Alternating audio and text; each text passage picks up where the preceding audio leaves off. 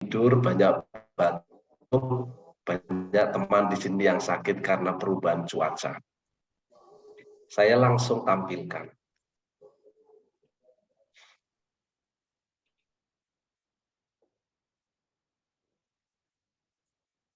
Ya. Baik, saudari-saudaraku yang terkasih, untuk kedua kalinya kita berjumpa dalam kesempatan ini. Saya berharap apa yang akan saya sampaikan tidak terlalu panjang. Seperti waktu yang disediakan, yaitu 40 menit, semoga sebelum 40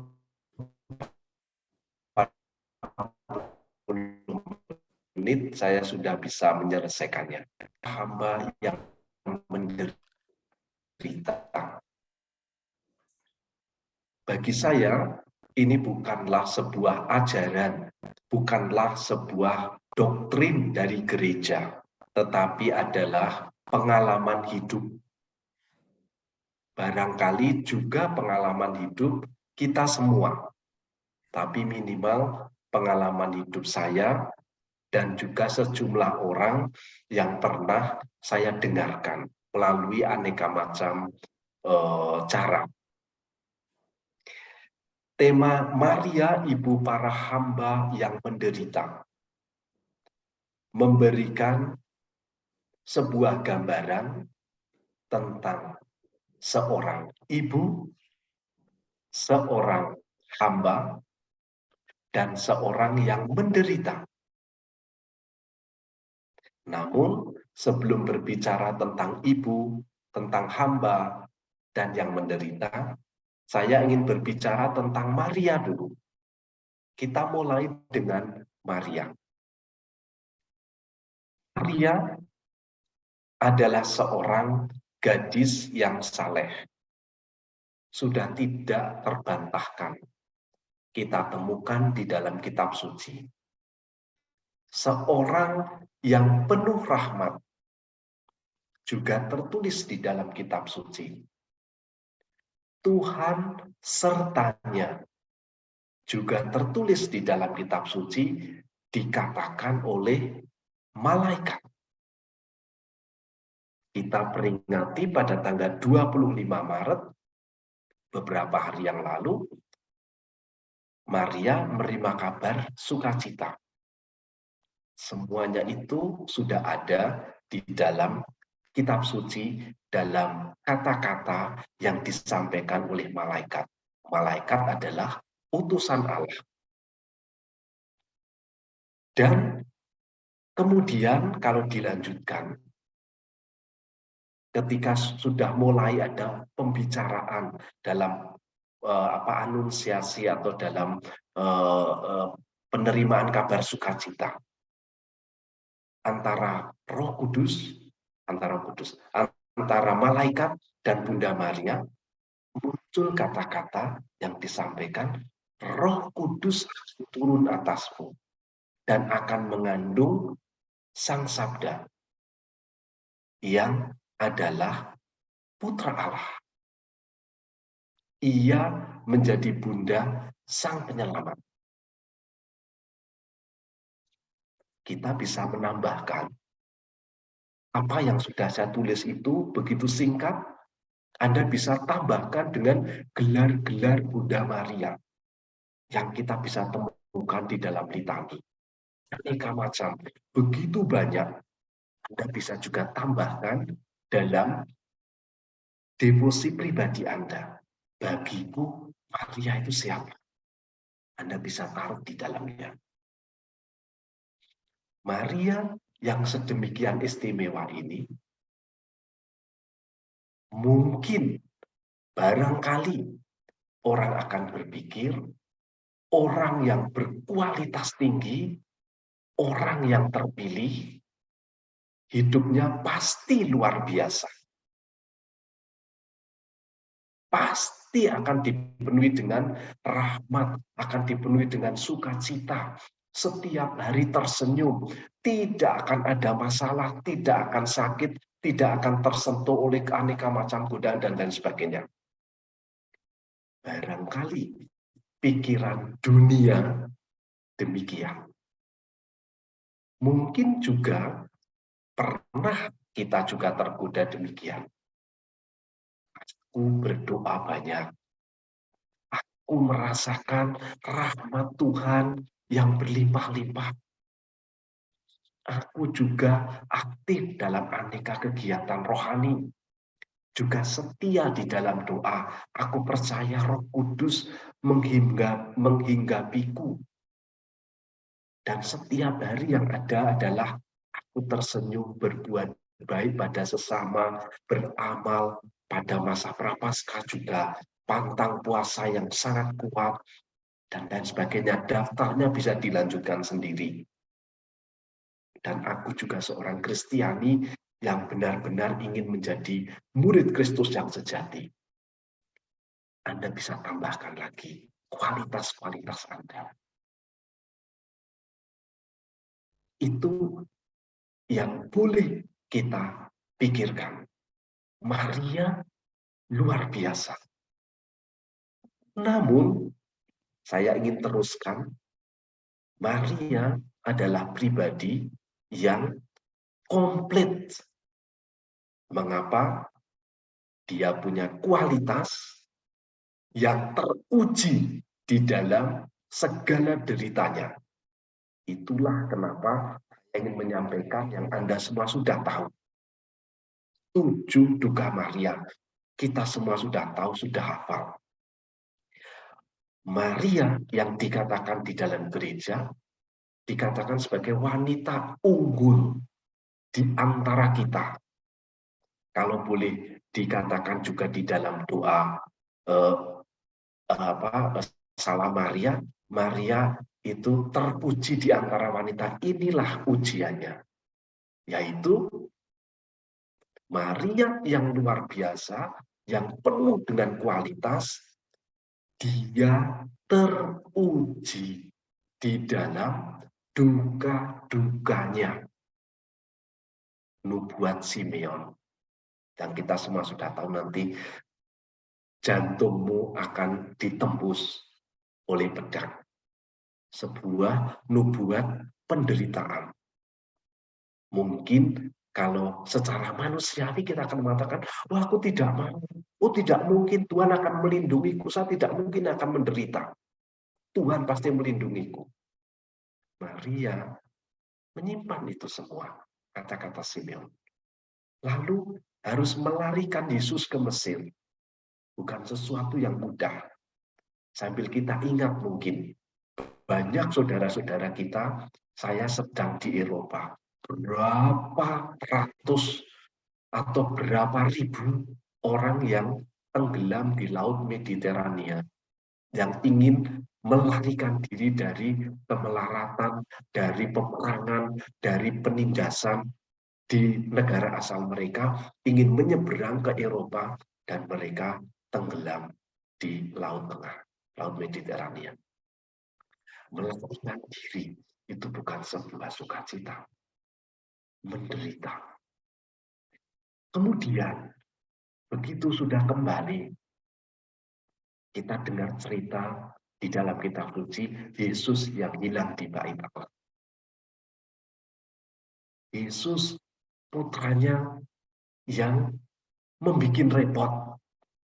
Mohon maaf, jika Anda membandingkan itu, mungkin Anda bisa bandingkan entah dengan anak-anak atau dengan cucu Anda yang memberi tambahan kerepotan atau penderitaan bagi Anda. Mungkin masing-masing dari kita punya pengalaman istimewa. Orang-orang terdekat yang kucintai ternyata tidak memberikan sukacita, tapi malah membuat repot dan berat hidup. Itu. Kita boleh ingat apa yang telah terjadi pada diri Maria. Hilang anaknya yang terkasih. Ya kan? Ketika ditemui, ketika sudah ketemu, lalu jawabannya berbeda. Aku kan harus tinggal di rumah bapakku. Bapaknya tidak mengerti. Mungkin kita juga tidak mengerti, salah paham pada generasi muda pada zaman sekarang. Nggak ngerti. hanya bisa apa? Ya sudah, direnungkan di dalam hati. Biar Tuhan yang akan menjelaskan nantinya. Kemudian perjumpaan dengan putranya di jalan salib. Lalu Yesus disalibkan dan wafat. Lalu lambung Yesus ditikam. Dan dia menerima putranya yang diturunkan dari salib untuk dimakamkan. Kedukaan Maria inilah yang bagi saya, dan saya harap bagi kita semua, adalah ujian dari kualitas kita. Kita tidak meminta untuk menderita. Kita tidak mengharapkan bahwa kita selalu diuji. Namun, jika saatnya tiba, seperti kata-kata Tuhan dalam masa hampir pekan suci ini, saatnya tiba. Ketika saatnya tiba, harus memanggul salib, harus memikul penderitaan, itulah saat kualitas kita diuji. Seperti Bunda Maria, kualitas keunggulannya diuji. Kita lanjutkan. Dan yang adalah hamba Tuhan. Ece ancilla Domini, akulah hamba Tuhan. Ia pernah menderita. Dan saya ingin meneruskan sedikit tanpa membelokkan tema, bahwa dalam kehidupan murid-murid Kristus juga banyak yang bahkan kalau mau dikatakan hampir semua meninggal sebagai martir. Hampir semua rasul. Mungkin kekecualian yang kita dengar adalah Santo Yohanes yang meninggal sampai usia amat sangat tua yang menuliskan Injil Yohanes. Selebihnya meninggal sebagai martir, memberikan seluruh hidupnya, dan itu bukan hanyalah ide atau gambaran idealis saya ingin mengikuti Kristus, pokoknya sampai kapanpun saya ikut Kristus. Tapi itu benar-benar penderitaan yang harus dipikul dan harus ditanggung. Itu hal yang mudah itu. Santo Stefanus, dia yang dipenuhi dengan Roh Kudus, melihat langit terbuka menjelang ajalnya, dan dia juga meninggal sebagai seorang martir demi Kristus, serta para santo santo. Begitu banyak yang kita temukan, mereka menderita, mereka menanggung segala macam percobaan. Sekali lagi itu menjadi ujian untuk kualitas hidupnya. Maka saya mengingatkan untuk kita semua, meskipun Anda semua sudah tahu, makin dekat dengan Tuhan, makin banyak berkorban, dan dalam tanda kurung menderita. Bukan sebaliknya seperti yang diwartakan anak-anak dunia. Bahasa anak-anak dunia ini saya pakai dari ungkapan Santo Paulus, dari ungkapan Santo Yohanes tentang anak-anak dan anak-anak dunia. Jangan sampai kalau aku benar-benar mengabdi Tuhan, aku tidak akan menderita. Kalau aku benar-benar murid Tuhan Yesus, aku akan dijauhkan segala pencobaan, tidak akan sakit, keluarga saya akan semuanya baik, segala-galanya akan oke, tidak ada masalah, bahkan rezekiku akan semakin banyak, akan menjadi sangat kaya raya, seperti yang tertulis mungkin dengan mengambil teks-teks kitab perjanjian lama, seperti Abraham, seperti Yunus, seperti dan lain sebagainya. Jangan sampai kita tertipu oleh pewartaan anak-anak dunia. Karena kita adalah murid Kristus. Seperti Maria, hamba Tuhan. semua masing-masing dari kita. Dan saya ingin mengutip satu tulisan atau sebuah pengalaman mistik dari Santa Brigida dari Swedia yang boleh menjadi penghiburan bagi kita. Hambanya yang kuat di dalam berdoa, di dalam menanggung segala suka duka kehidupan, sebagai benar-benar hamba seperti Bunda Maria akan menemukan damai. Upahnya itu pencerahan di dalam hidup, penghiburan di dalam hidup, terkabulnya doa. Ada asalkan ini tidak bertentangan dengan kehendak Sang Putra. Ini yang perlu yang namanya discernment. Mungkin pada suatu hari kita boleh meminta seorang ahli yang berkaitan dengan discernment ini. Apakah doa-doaku, permohonanku itu kehendak Tuhan atau kehendakku? Itu nanti urusan yang berikutnya. Lalu pembelaan dan perlindungan, pertolongan di saat ajal, dan sukacita surgawi. Dari 7 rahmat ini, saya ingin mengutip 1-2 saja. Damai dalam keluarga. Saudari-saudaraku, kata damai ini tidak bisa dihargai dengan duit, tidak bisa dibeli, tidak bisa juga dibayar. Kadangkala saya membayangkan yang paling gampang.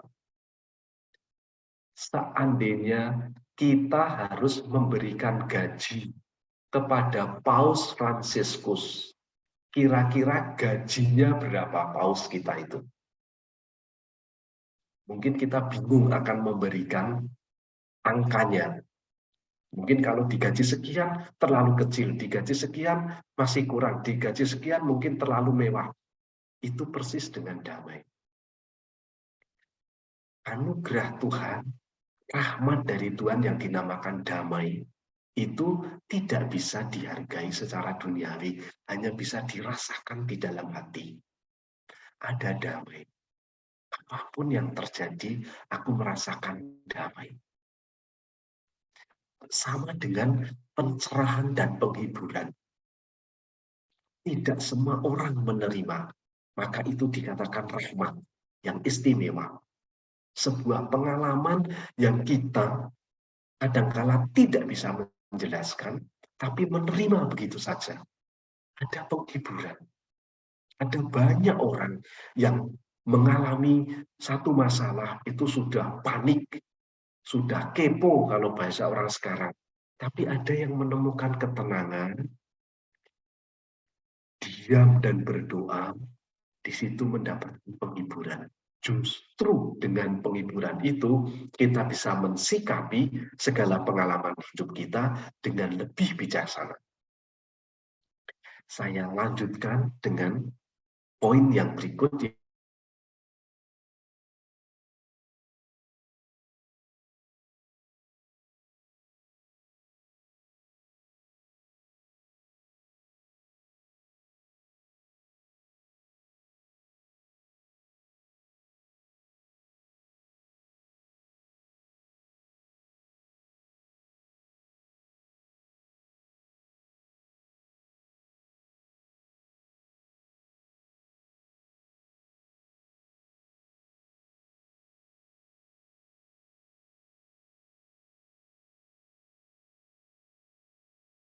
Oh lala, mohon maaf ya, karena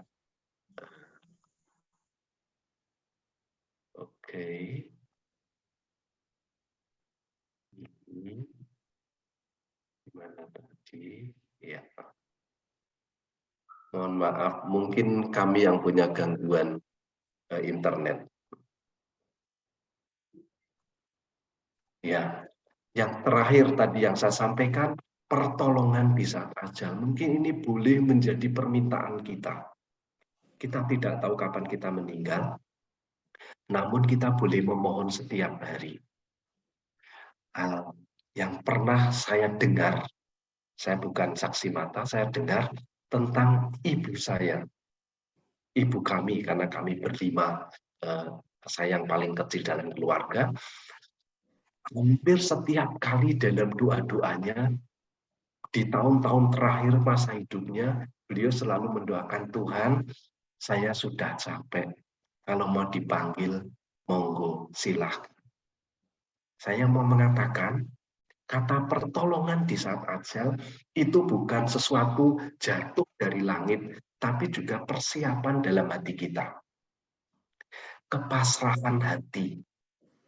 Ini tidak mudah loh. Ini tidak berbicara tentang umur. Ini berbicara tentang hati. Bisa mengatakan, Tuhan, malam ini aku ingin istirahat. Aku serahkan seluruhnya ke dalam tangan-Mu, seperti dalam Kidung Simeon, ya, aku serahkan ke dalam tangan-Mu seluruh diri kita. Ini tidak semua orang loh, karena masih hidup di dunia, seringkali kita masih punya banyak sekali keinginan, kekhawatiran, tanggung jawab. Maka pertolongan di saat ajal ini bisa kita minta setiap hari. Tidak mengenal umur, siapapun boleh meminta itu, supaya hati kita itu pasrah, bagaikan sawah disiapkan. Pada suatu hari entah kapan kita akan berjumpa Allah Sang Pencipta.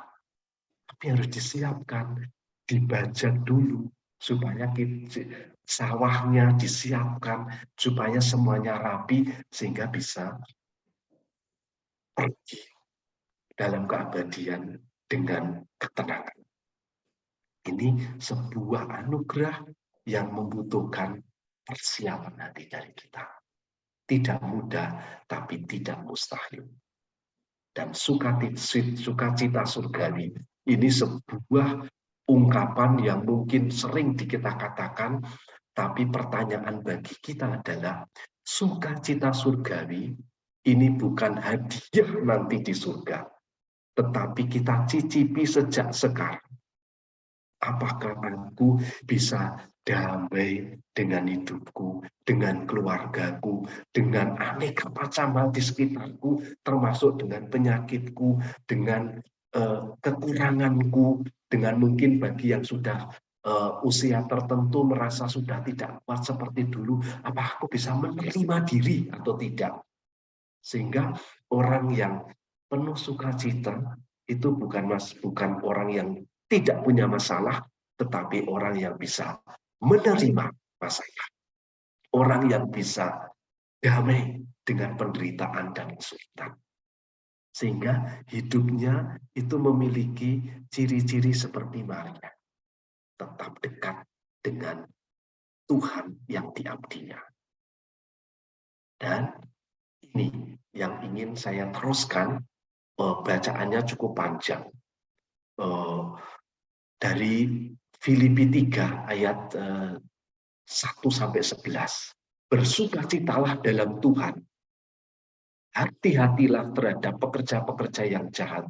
Hati-hatilah terhadap penyunat yang palsu.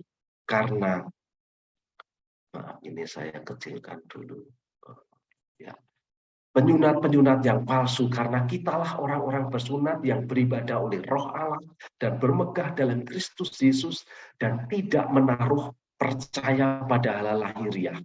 Sekalipun aku juga ada alasan untuk menaruh percaya pada hal lahiriah. Jika ada orang lain yang menyangka dapat menaruh percaya pada hal lahiriah, aku lebih lagi, kata Santo Paulus, disunat pada hari ke-8 dari bangsa Israel, dari suku Benyamin, orang Ibrani asli, tentang pendirian terhadap hukum Taurat, aku orang Farisi, tentang kegiatan, aku penganiaya jemaat, tentang kebenaran dalam mentaati hukum Taurat, aku tidak bercacat. Itu daftar kualitas Santo Paulus yang bisa dibandingkan dengan orang lain.